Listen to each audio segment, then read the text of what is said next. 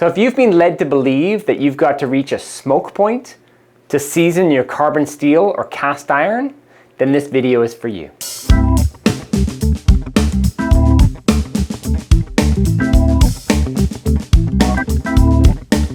Hi, I'm Jed, this is Cook Culture.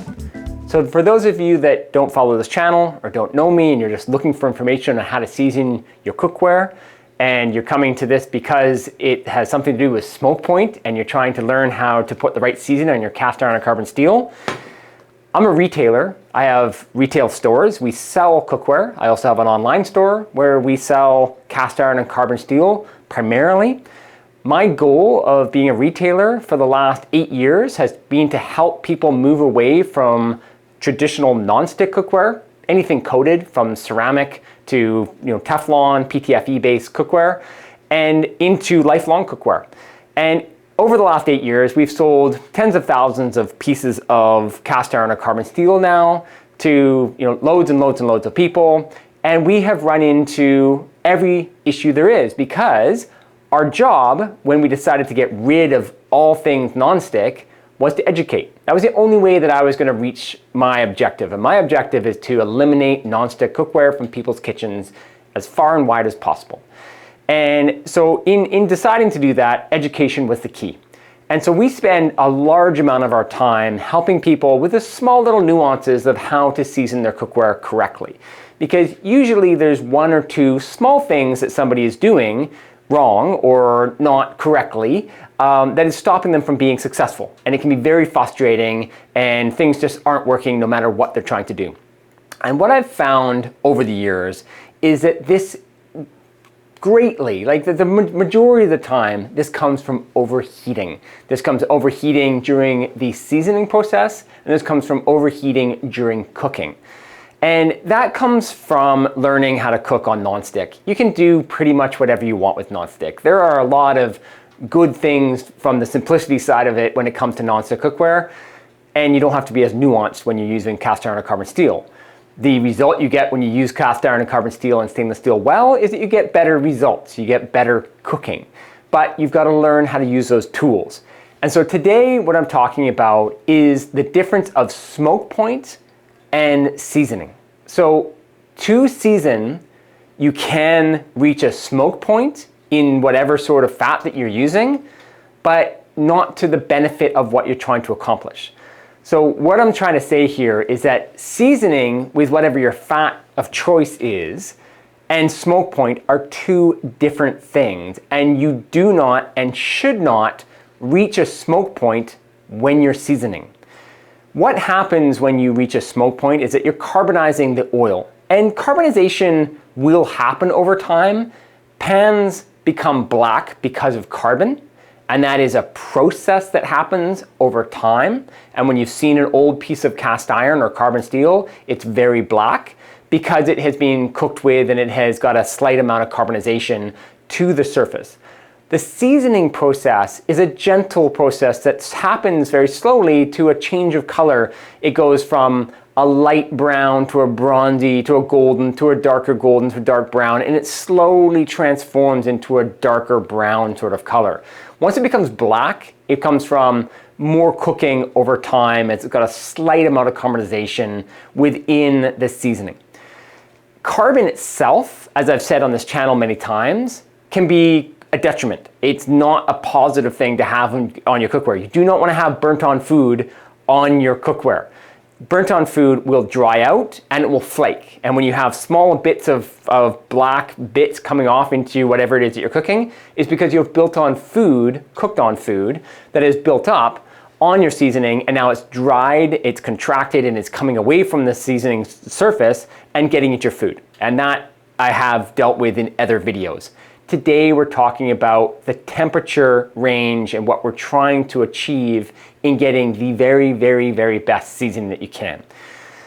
So what I have done, because I'm just one guy talking to you on YouTube, is that I always rely on a friend of mine who I reach out to when I come to technical aspects in polymerization. That's the process of seasoning, is that you polymerize whatever fat that you're using.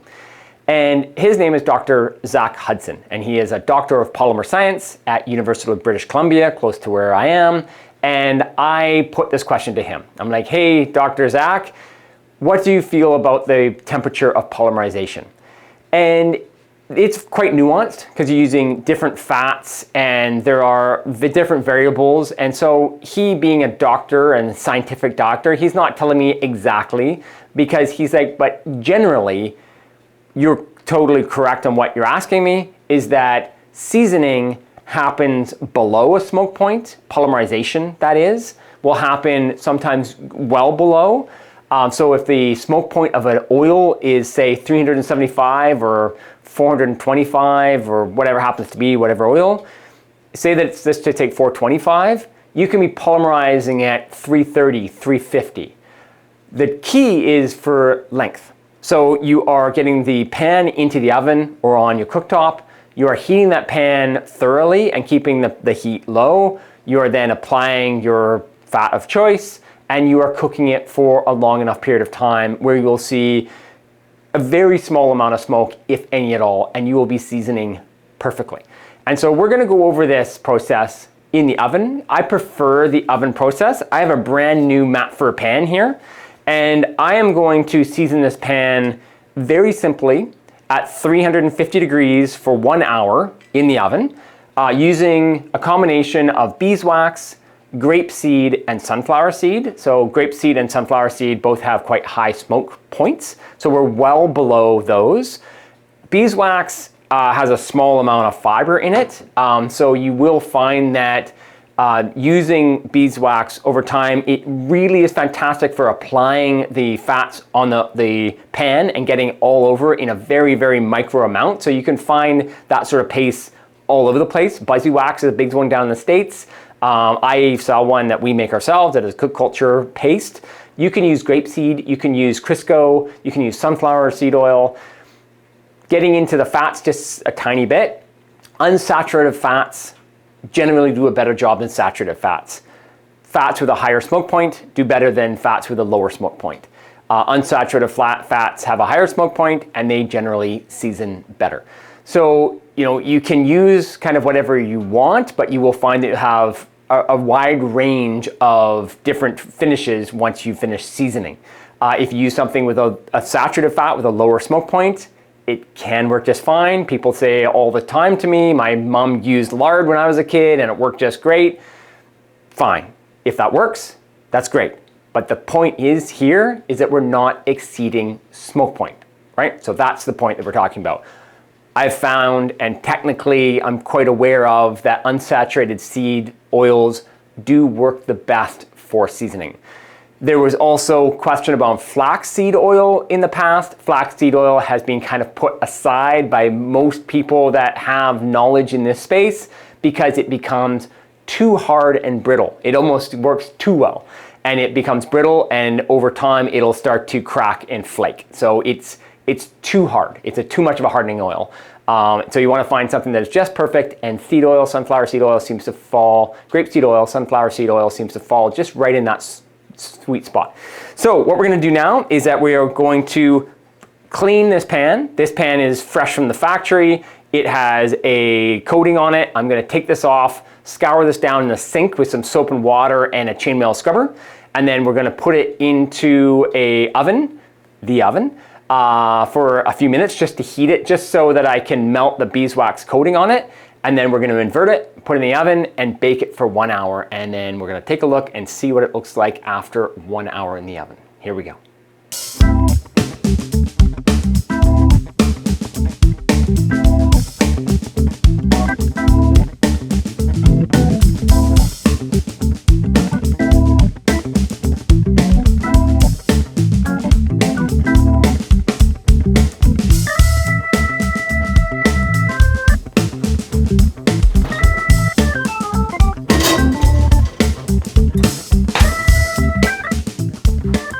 Okay, so I've got that pan now just preheating into the oven just so I can apply the paste.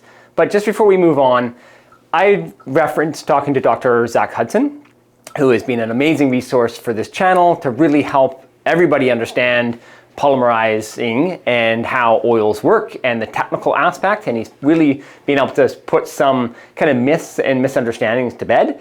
But there is also a really fantastic website out there that's been around for a long time, and it's called the castironcollector.com.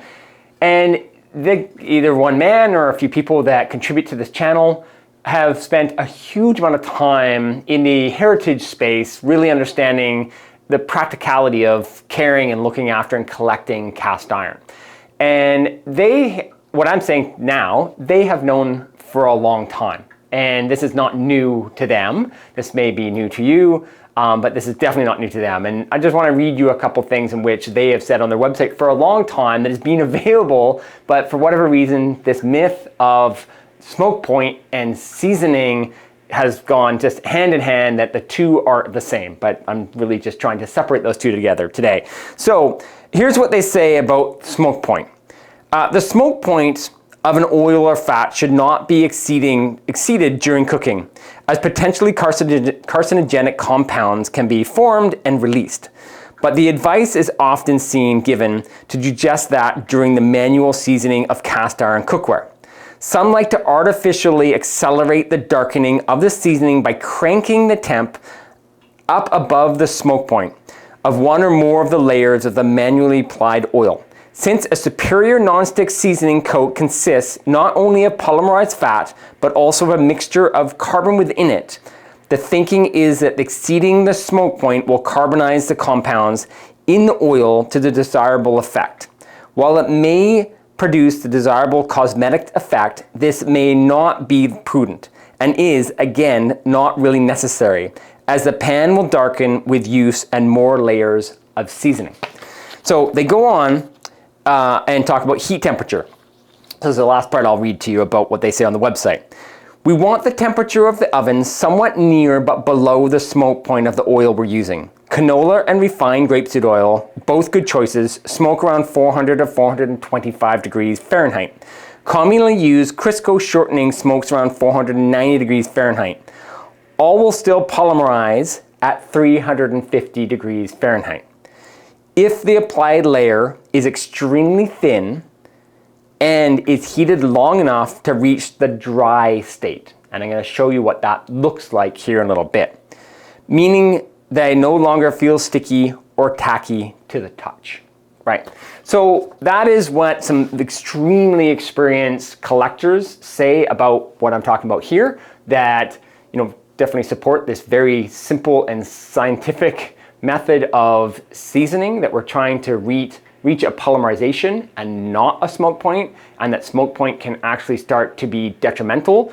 So talking to Dr. Zach Hudson, and that's what his opinion was, that if we start to smoke and overcook the oils, we're starting to break the oils down and they're going to become less effective. So if we get to this blackening state too quickly, then we could run into problems going forward with flaking and cracking going on. That's when flaking happens. You've got small bits of polymerized seasoning in your food, which is a problem. And we want to try to have the nonstick seasoning last for as long as possible before we have to strip it and redo the entire process.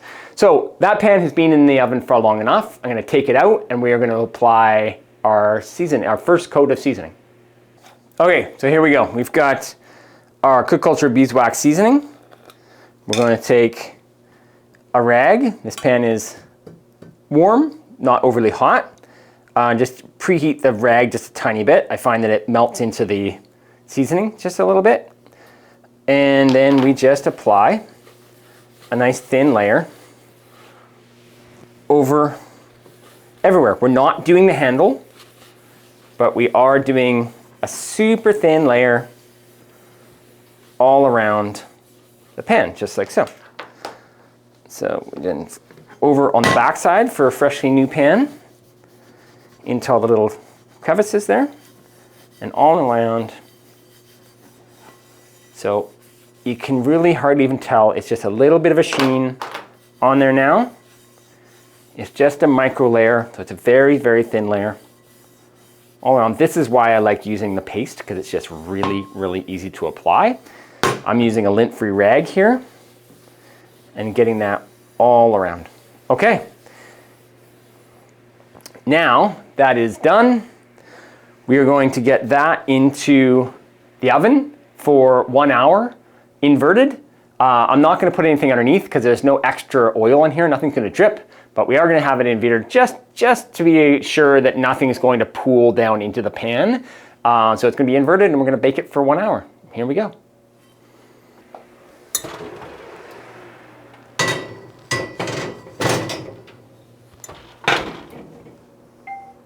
Okay, so that pan is in the oven, starting to do its first layer of seasoning. So just a little recap of what we've talked about. So smoke point of smoking oil and seasoning are two separate things, right? If you hit smoking, that can be an indicator that you are now too hot. So a smoke point is useful. It's not something you should ignore, but it doesn't mean, oh, hey, now it's smoking and now I'm seasoning. You can see a pan visually starting to change its color if you're doing it on the stovetop. If you're doing the oven, just kind of rely on temperature and duration and it will work. But what I'm going to do after we take the pan out, we will do a second seasoning on the stove and we'll see that visually of how that pan continues to change some color.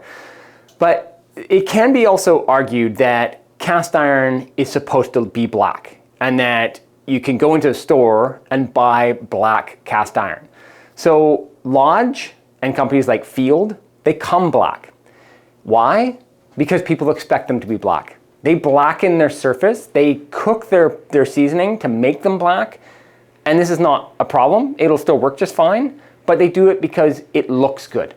So I've got Stargazer here. Stargazer comes of a beautiful golden color when it's brand new. It has got a simple factory seasoning with different types of oil. It's a combination that they use, but they're all seed oils. And it comes a beautiful golden color, like what we're gonna see. A well-used Stargazer pan turns black. So, new, used. That's gonna happen. These seasoning is just as good. This is actually a lot harder, but it started just like this. This is how this pan came new, and it's turned black all over, even the handle, with heat over time. That's going to happen. So blackening will happen. But it's not something that we really need to focus on. We don't need to try to turn a pan black to make it seasoned. A seasoned pan, when a raw iron is like a gray color, a seasoned pan is golden, bronze to start with. And then it progressively gets darker as we use it. That's the process of it. Black is not the goal. That is going to be burning our seasoning if we're trying to meet black too quickly. So that visual aspect of black is not where we're trying to get to all too quickly. If we get to that point over time, that is a natural process of seasoning. We've built a really good solid seasoning underneath at the base layer. And if there's carbonization within the layers as we build up, that's how it naturally does occur, and it doesn't seem to be a problem whatsoever. So, you may then ask at that point, if we do get it black, like a Lodge or a Field, soon, is that a problem? It can be. It can make that seasoning brittle, like I was saying Dr. Hudson had said to me. It can be a problem. So if you don't know exactly what you're doing, Lodge and Field are very experienced companies. They obviously know what they're doing. We have great success with their seasonings. But going too far to being too burnt, you are going to weaken your seasoning. So going to below smoke point is going to give you the very best seasoning. And that's what the purpose of this video is try to help you have the longevity of your seasoning. So you've started in the very, very best footing so that you then have very good success moving forward. So that is hopefully the summary of where we're at. When this pan is done, we're going to take a look at it, then we're going to let it cool overnight, and then we're going to do another post seasoning, and then we'll do a little bit of cooking on it and just see how that seasoning is turning out. So we'll see you when that is all seasoned up. Okay, so that pan is out of the oven, nice and cool. It has got a tiny, tiny, tiny little tinge of bronze to it, which this is perfect for me to show you. So the pan has a tiny bit of texture all around it. I can feel that it's got seasoning on it, and that pan is seasoned. That is a seasoned pan. Seasoning, the point of seasoning is to stop a pan from oxidizing. Non-stick is something that we get from a benefit of seasoning. Seasoning is not the goal of making a pan nonstick. That is getting perfect cooking results, but seasoning is protecting your pan. And this pan is seasoned. Is it really, really well seasoned that it's going to be able to take a lot of hard cooking? No, it's got one baby layer, thin layer on it. As you can see, no real kind of color developed. It hasn't been cooked on. It is fresh new. So if I was to continue doing this in the oven, I would get a dark bronzy color. Here's a pan that has been done 5 times in the oven. So nice dark bronze color.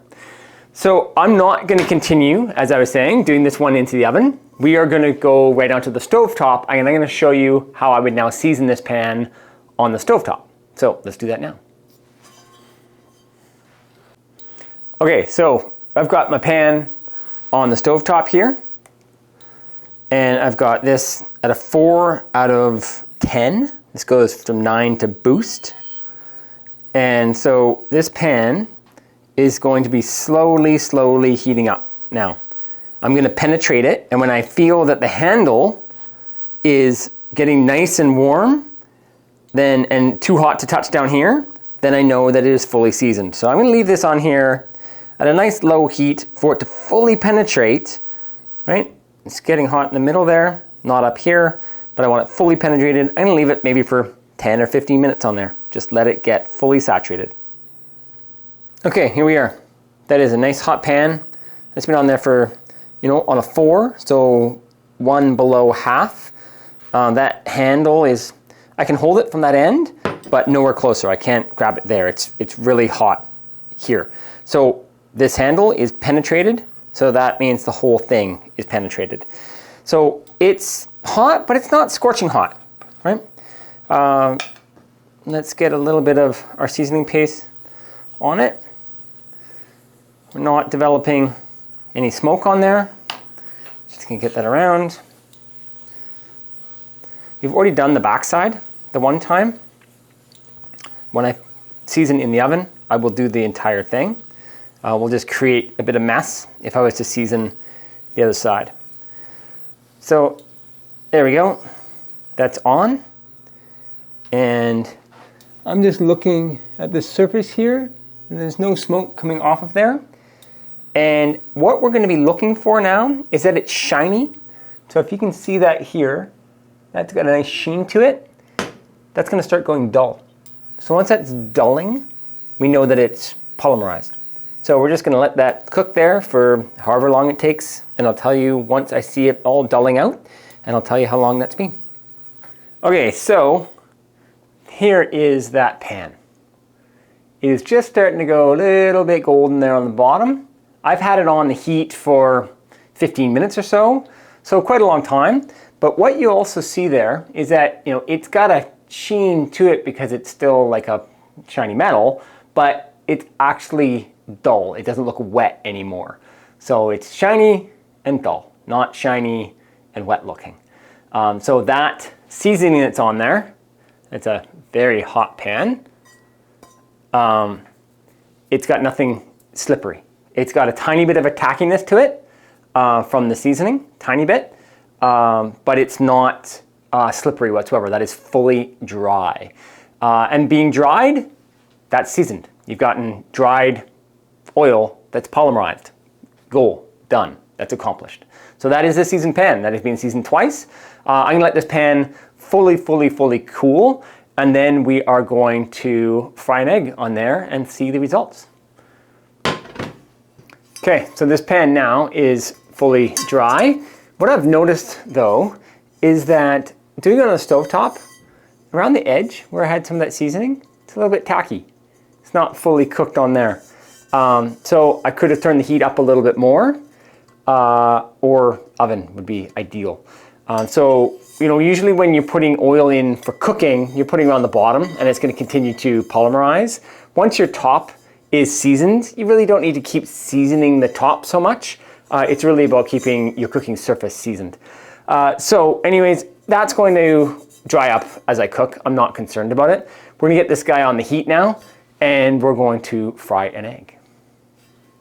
Okay, so here we go. This pan is starting to carbonize, This sort of space here is just a little bit of heat from the induction stovetop. It's a little bit hotter on one side than the other, which is no big deal. Carbonization is going to happen. This pan will become black, and it's going to happen as it goes from the gray to brown to black. It's going to happen in a mottled sort of way. So totally fine. It is what it is. So what we're going to do now is that we are going to fry ourselves an egg.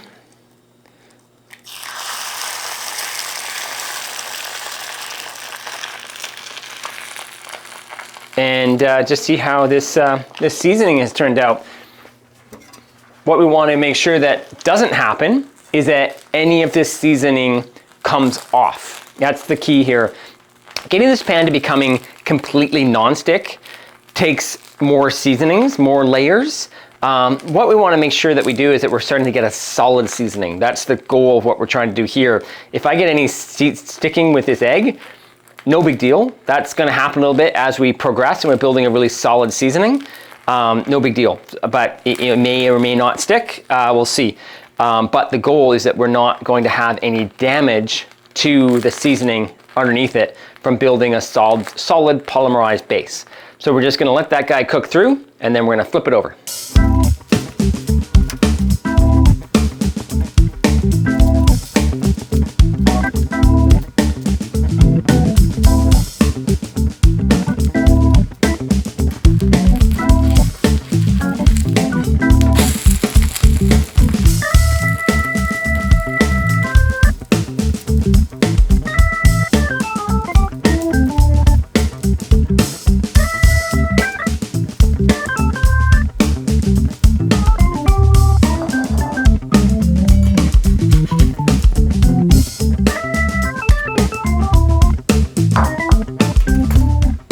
Okay, so as you can see, that pan is in great shape.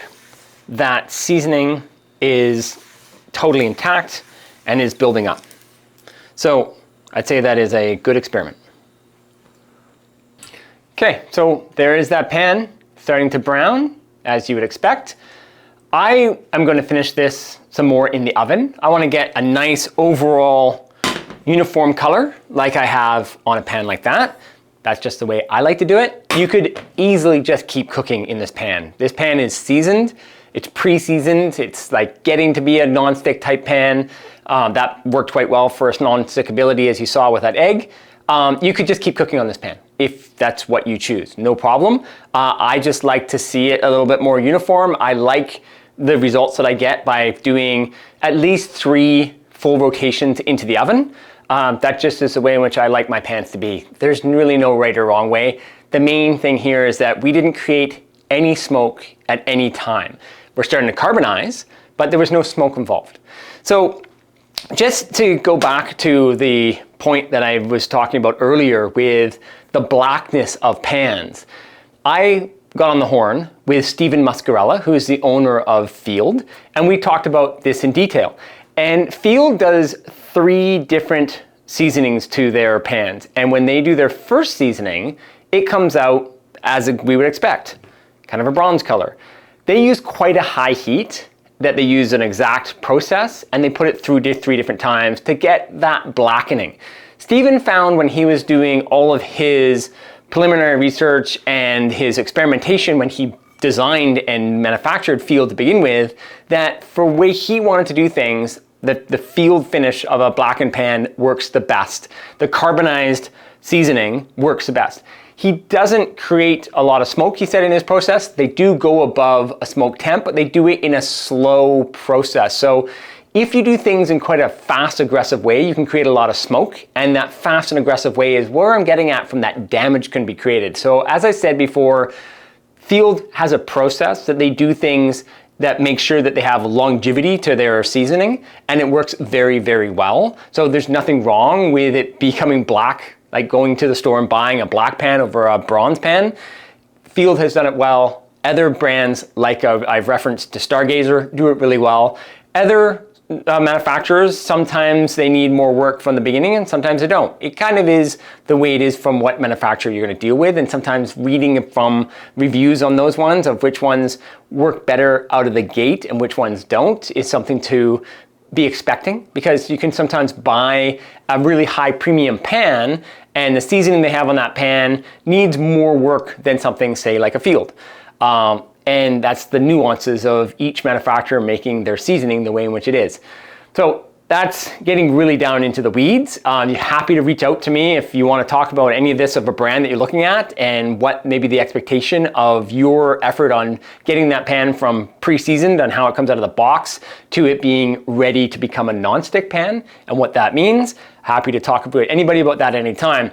So I hope this has been helpful. I hope that this has helped you understand of getting your heat lower and doing things slowly is the best for your long-term results, and trying to get from 0 to 60 in 2.2 seconds is going to be damaging for your seasoning, and you're probably going to be struggling in a fairly short order as your seasoning starts to crack and flake and peel. So any questions, any comments, please throw them below. Thanks so much.